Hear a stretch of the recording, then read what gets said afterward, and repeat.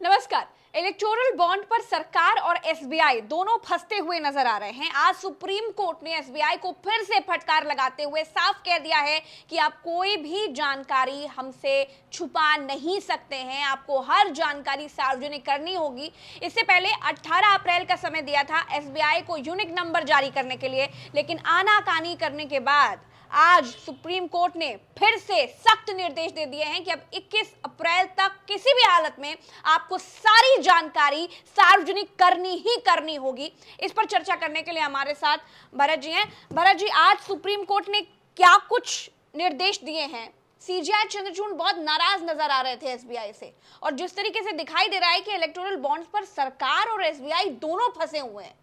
जी देखिए प्रज्ञा जी, supreme court के भीतर आज एसबीआई और सॉलिसिटर जनरल दोनों लोग जो है टाइम बाय करते हुए नजर आए कि हमको किसी न किसी तरीके से समय मिल जाए, टाइम मिल जाए। आज की तारीख में सुप्रीम कोर्ट ने ये बात कही थी कि आज आप उसका जो यूनिक नंबर है वो आप पेश करिए, लेकिन नहीं पेश किया गया। और ये कहा गया कि साहब हमने तो पहले ही कहा था कि अभी जल्दबाजी में डेटा मत रिलीज करवाइए, क्योंकि लोग अपने अपने हिसाब से इसका जो है आकलन करेंगे। और वही हुआ, सोशल मीडिया में लोग कुछ कह रहे हैं, इधर कुछ कह रहे हैं, लोग अपने अपने हिसाब से इसको ले रहे हैं। इसलिए अल्फा न्यूमेरिक नंबर जो है वो उस सुप्रीम कोर्ट ने कहा कि अल्फा न्यूमेरिक नंबर पर बात करिए, लोग बाहर नंबर जिसे कहा जा रहा है ना, उस पर बात करिए, बाहर क्या हो रहा है वो हमको मत बताइए।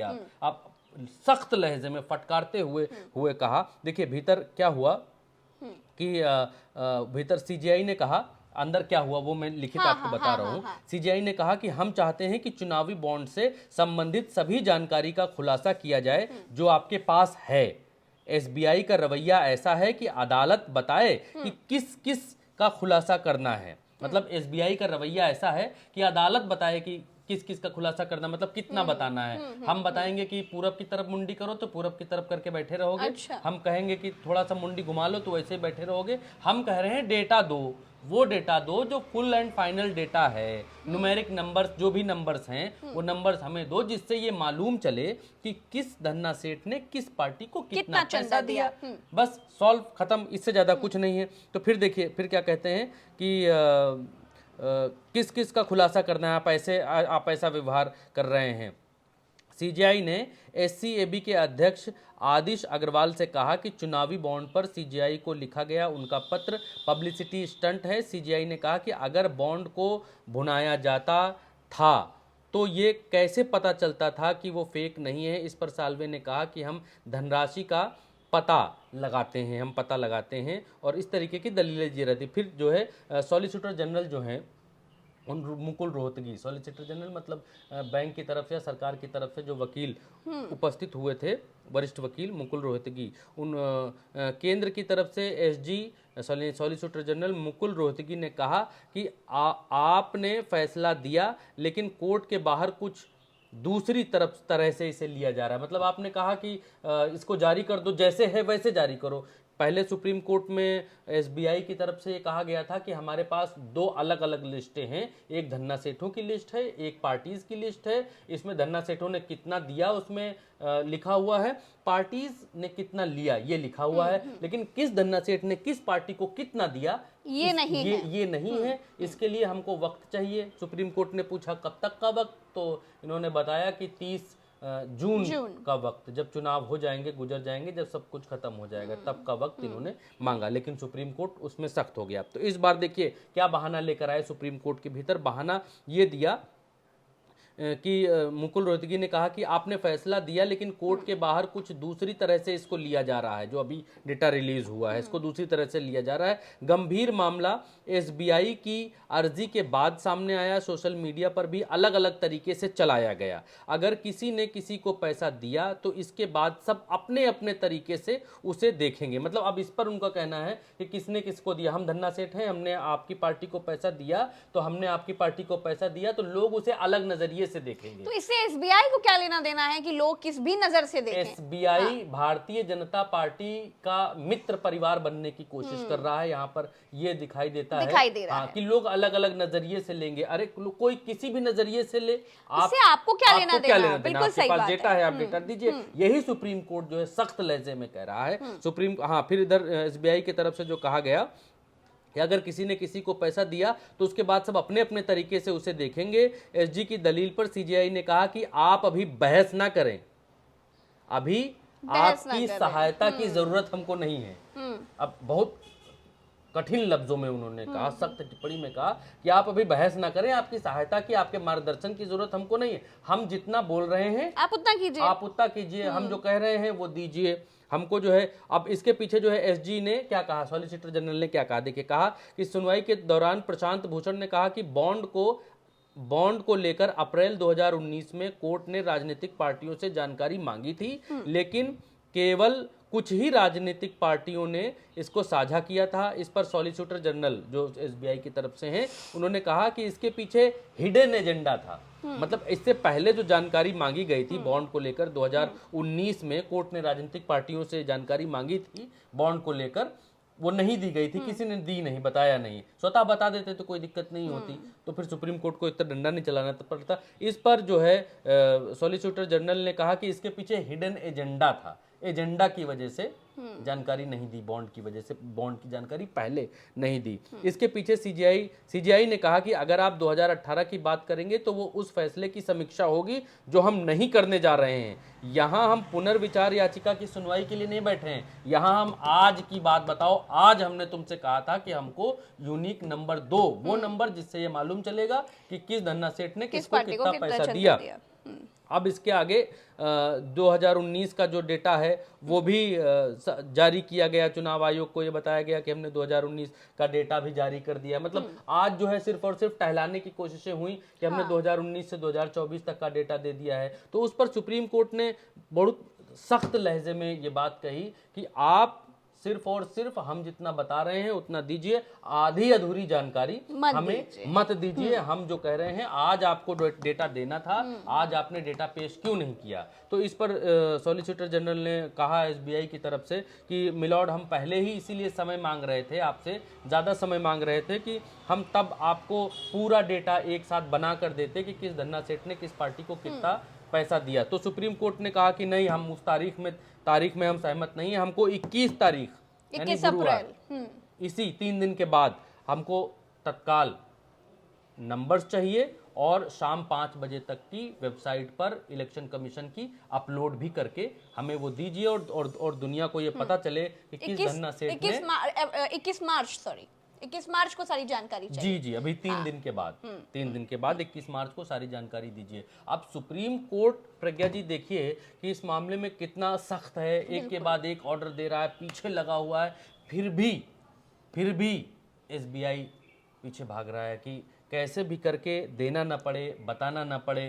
कंपनीज के नाम खुल रहे हैं कि ऐसी कंपनियों के नाम प्रज्ञा जी सामने आए हैं जिनके टर्नओवर सिर्फ 500 करोड़ हैं, जिनके टर्नओवर बहुत कम हैं, लेकिन वो चंदा पार्टियों को अपने टर्नओवर से, मतलब कमाई गई रकम से 10 गुना 20 गुना ज्यादा चंदा दे रहे हैं।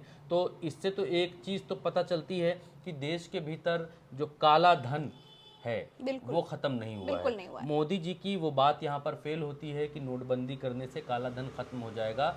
वो 100% गलत उनका फैसला साबित हुआ है, 100% उनका गलत बयान साबित हुआ है। साथ ही साथ भरत जी, ऐसी कई कंपनीज भी दिखी हैं जो अभी डिटेल्स आई हैं, सूची जो आई है उसमें ऐसी कई कंपनीज दिखी हैं जिनको कोई ना कोई फायदा मिला है।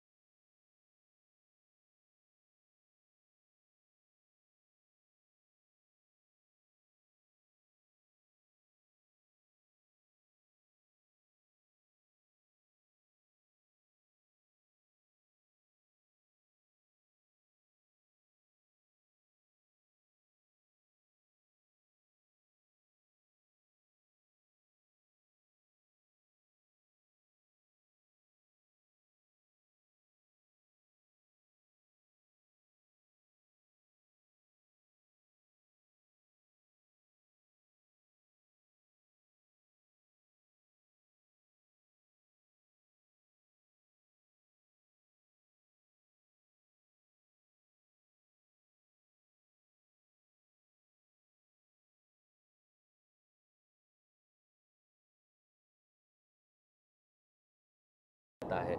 जैसे ये देखा गया कि एक कंपनी को 14,000 करोड़ का ठेका मिला, उस कंपनी ने उससे पहले 500 करोड़ या 600 करोड़ का चंदा दिया। तो ये चंदा कुछ उस तरीके से निकल कर आ रहा है, एक तरीके से कट दिया, एक कट भाषा में बोलते हैं सामान्य भाषा में, कि एक तरीके से पहले हमने परसेंटेज दे दिया कि हमको इतने का ठेका मिलेगा, इतनी रकम का, तो वो उस रकम का ठेका दिलाने वाली पार्टी कोई होगी, उस पार्टी के नाम पर उनने पहले ही 500 करोड़ 800 करोड़ की पर्ची फाड़ दी कि हम आपको ये इतना चंदा दे रहे हैं। अब ये चंदा देखिए, इसको कानून बनाकर लीगलाइज कर दिया गया। अब यहीं पर देखिए केजरीवाल जो है चेक से चंदा ले लेते हैं, शराब माफियाओं से या शराब बेचने वालों से फंस जाते हैं। केजरीवाल भी यही चंदा चेक से ना लेकर इसी चोर दरवाजे से लेते तो वो भी साहूकार होते, एकदम जो है उनके ऊपर कोई कार्रवाई नहीं होती, कितना भी पैसा ले लो, कितना भी पैसा आप खा लो, लेकिन सिर्फ इसी कानून से आप जो है ले सकते हो, जिसको सुप्रीम कोर्ट ने अवैध घोषित कर दिया है, असंवैधानिक घोषित कर दिया है, बैन कर दिया है जिस कानून को। अब ये है कि इन कंपनियों, अब भाग इसीलिए रही है एसबीआई और भाग इसीलिए रही है सरकार। गोदी मीडिया भी जब भी कोई विपक्ष का प्रवक्ता इस बात की बात करने लगता है कि एसबीआई या चंदा या फंड के बारे में, वैसे ही गोदी मीडिया के एंकर इशारा करने लग जाते हैं कि इसकी आवाज़ काटो, इसकी आवाज़ को बंद करो, ये बोलना नहीं चाहिए, बॉन्ड चंदा वंदा हमारे चैनल पे नहीं बोलना चाहिए। तो गोदी मीडिया को खबर दबाने पर लगा दिया गया है। अखबार इन खबरों को एक कोने में छाप रहे हैं, बहुत छोटी करके एकदम छोटा सा दिखा रहे हैं, और सोशल मीडिया के ऊपर जो बातचीत हो रही है सिर्फ और सिर्फ वही बातचीत हो रही है। इसमें कुछ इलीगल बातचीत नहीं है, इसमें सिर्फ ये है कि इसमें भारतीय जनता पार्टी ही फंसती हुई ज्यादा दिखाई दे रही है। बिल्कुल सही बात है। ओवरऑल जब हम पूरी छतरी को देखते हैं तब ये दिखाई देता है कि 6,000 करोड़ रुपए का चंदा, सबसे ज्यादा चंदा भारतीय जनता पार्टी ने लिया है। बिल्कुल। और अगर हम सारे कनेक्शंस करके देखें, अभी जब सिर्फ 2 सूचियां आई हैं, किस उद्योगपति ने चंदा दिया और किस पार्टी ने उसे भुनाया, अभी बस इतना ही दिखाई दे रही, यही 2 लिस्ट आई हमारे पास अभी। जी प्रज्ञा जी, इससे ज्यादा, और जब ये सारी कनेक्शन हम देख पा रहे हैं तो ये पता चल रहा है कि वाकई आप बिल्कुल ठीक कह रहे हैं, भारतीय जनता पार्टी ही फंसती हुई नजर आ रही है। और एसबीआई भारतीय जनता पार्टी को बचाने के लिए कितने आनाकानी कर रही है, कितनी जतन कर रही है, सुप्रीम कोर्ट सबसे भिड़ती हुई नजर आ रही है। अभी इससे बड़ा गंभीर विषय है, इससे बड़ा बम गिर सकता है। एसबीआई को ये मालूम है कि इससे बड़ा धमाका होगा तब जब नाम के साथ आ जाएगा। कि इन्होंने इनको इतना दिया, इन्होंने इनको इतना दिया, बीजेपी को इतना दिया, इतना दिया, इतना दिया, इतना दिया, इन तारीखों में दिया, तो फिर और स्थिति क्लियर हो जाएगी। ये बात और साफ हो जाएगी कि जिन कंपनीज को टेंडर मिले, क्या उन कंपनीज ने टेंडर मिलने से पहले चंदा दिया? अगर उन कंपनीज ने टेंडर मिलने से पहले चंदा दिया या ठेका मिलने से पहले चंदा दिया, तो ये एक तरीके से घूस मानी जाएगी। ये एक तरीके से पहले पार्टी को चंदा दो, उसके बाद टेंडर लो, चंदा दो, टेंडर लो, एक तरीके का ये नेक्सस उजागर हो जाएगा। एक तरीके, और इसी बवाल के डर को एसबीआई ने जाहिर भी किया था सुप्रीम कोर्ट के भीतर। जी। और दूसरी बात जो है कि एक तो ये हो गई, एक ये सिचुएशन हो गई कि चंदा दो, ठेका लो। एक ये सिचुएशन हो गई कि जो कंपनीज व्हाइट कॉलर थी, मतलब जो ठीक से धंधा कर रही थी, कर वर भी ठीक टाइम पर हो सकता है चुका रही हूं, जो पार्टियां सरकार को सेक नहीं रही थी, जो कंपनियां सरकार को सेक या फिर पार्टियों को सेक नहीं रही होंगी, मे बी, अभी तो क्योंकि मे बी में है, क्योंकि वो पर्ची सामने नहीं आई है जो एसबीआई छुपा रहा है कि किसने किसको कितना दिया। ठीक। और दूसरी इक्वेशन यही बन रही है कि जिन कंपनीज ने चंदा देने के लिए मना किया होगा या आनाकानी की होगी, मे बी, उन कंपनीज के ऊपर छापा मारा गया, मरवाया गया, ईडी से छापा मरवाया गया। उसके बाद क्या उन कंपनीज ने पैसा दिया पार्टी को, भारतीय जनता पार्टी को? जैसे ही ये लिस्ट आएगी वैसे ही इस बात का मिलान हो जाएगा कि छापा कब पड़ा, चंदा कब आया। अगर ये मिलान हो जाता है तो ये भारतीय जनता पार्टी के लिए और बड़ा सिरदर्द हो जाएगा। और इसी वजह से एसबीआई भाग रही है इससे। इसी वजह से एसबीआई और एसबीआई की तरफ से वकील, सॉलिसिटर जनरल इस बात को कह रहे हैं कि मिलॉर्ड, इससे जो है सोशल मीडिया पर गलत संदेश जा रहा है, इससे लोग गलत तरीके की बातें कर रहे हैं, गलत वे में ले रहे हैं। एसबीआई की तरफ से वकील बोल रहे हैं।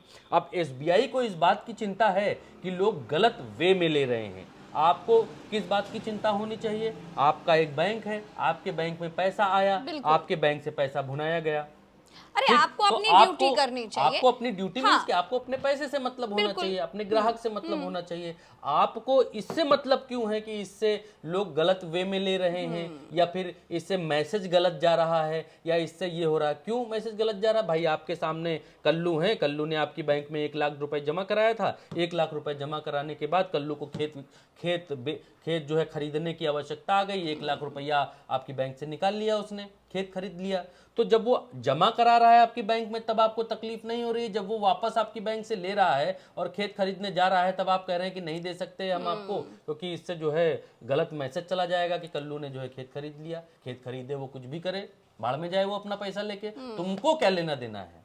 आपको क्या लेना देना है इससे? बस यही इतनी सी बात है। और यहाँ तो जानकारी देनी है, बस आपको सिर्फ जानकारी सुप्रीम देनी कोर्ट है। सिर्फ अब जानकारी इस बार लेना चाह सुप्रीम रहा कोर्ट है। ने तगड़ा हंटर चलाते हुए हलफनामा सीबीआई के, एसबीआई के डायरेक्टर जो भी हैं, इनके मुखिया मालिक, उनको दे दिया है कि आप हलफनामा दीजिए 21 तारीख को, 21 इसी मार्च को, होली से पहले, ठीक होली से पहले हमको बताइए। और दूसरी तरफ प्रज्ञा जी, ये नेक्सस कितना बड़ा और भयंकर है। मैं अपनी बात को समाप्त करूंगा बस एक चीज़ कह के कि गोदी मीडिया इस बात को छिपाने में कितनी तन्मयता से लगा हुआ है। जब इस देश में कभी इतिहास लिखा जाएगा, जब इस देश में कभी आगे की पीढ़ियां आज के समय का जिक्र करेंगी, तो इस गोदी मीडिया के मुंह पर कालिख पुता हुआ पाएंगी। बिल्कुल सहमत और हूं इतिहास में दर्ज किया जाएगा कि जब खबर बताने की बात आती है, जब भारतीय जनता पार्टी की कहीं पर किरकिरी होने लगती है, तब ये गोदी मीडिया कितनी कितनी चालाकी से खबरों को छुपा लेता है, दबा लेता है।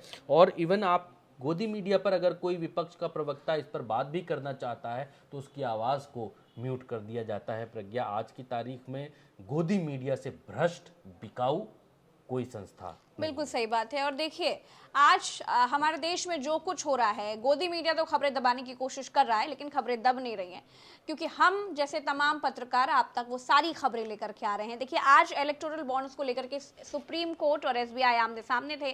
सुप्रीम कोर्ट ने भयंकर फटकार लगाई है, हंटर चलाया है और अब सीधे निर्देश दे दिए हैं, सख्त निर्देश दे दिए हैं कि 21 तारीख तक, 21 मार्च तक आपको सारी की सारी जानकारी साझा करनी ही होगी, सार्वजनिक करनी ही होगी।